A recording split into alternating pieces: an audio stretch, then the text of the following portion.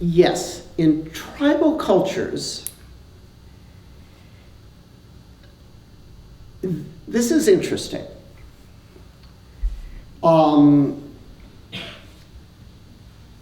Tribal cultures typically do not have a technical vocabulary for these kinds of things. Typically, they do not have systematic exercises. That's characteristic of literary civilization, literate civilizations. Why now? So when these tribal cultures encounter the elaborate philosophical and technological cultures of the modern world, previously there had been a tendency to sort of think of themselves as being less than, because it's like, wow, there's all these ideas, and the literate cultures foster that notion, and I don't just mean imperialistic Western culture. There's also imperialistic Chinese culture. I mean, it's a human thing, okay? Now, but actually, it's exactly the opposite. It's actually to the credit of those tribal cultures that they didn't have techniques and didn't have concepts, in a sense. Why? Because they didn't need techniques and they didn't need concepts. They actually experienced the stuff as part of their daily life and as part of their rituals, their ceremonies.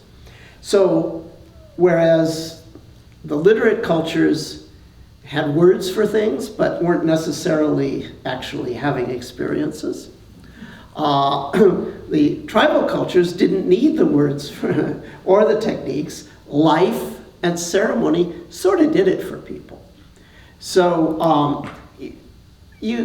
so I would say, it's not elaborated like that.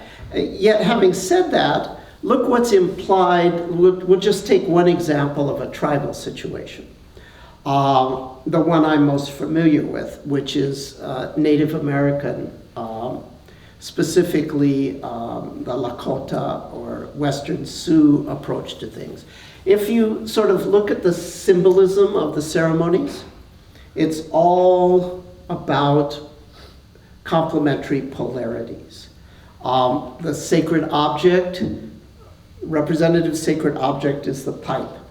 And that pipe has a bowl made of earth and a stem made of wood. And they're kept separate. The bowl stands for Mother Earth, which is a contractive force. The stem stands for Father Sky, which is an expansive force. The tree grows up to the sky. Eventually, the bowl goes back into the earth, okay, to its source. So you have these two. You're actually holding in your hands the fundamental forces of the universe.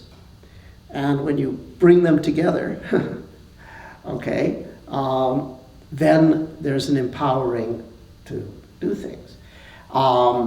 When you do the sun dance, you dance around a cottonwood tree or aspen, and they're forked like that, okay? So it's one becoming two, two becoming one. That's what you're looking at for 4 days.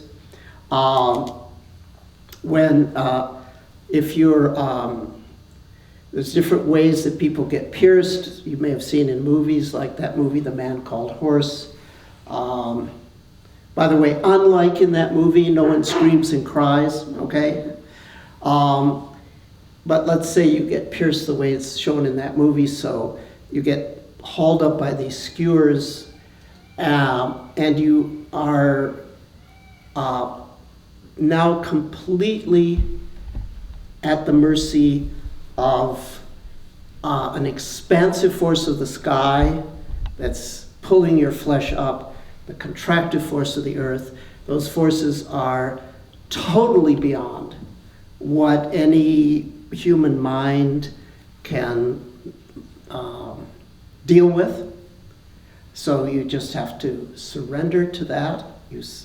And however long it takes for that which is caught in between the fundamental forces to give, exemplified by about a square inch of skin on either side, you just have to wait. And at the moment when it breaks, and you fall to the ground, is when your prayer is delivered to the source. So this sort of polarity thing is over the, symbolically, it's all there. It's there in the ceremonies.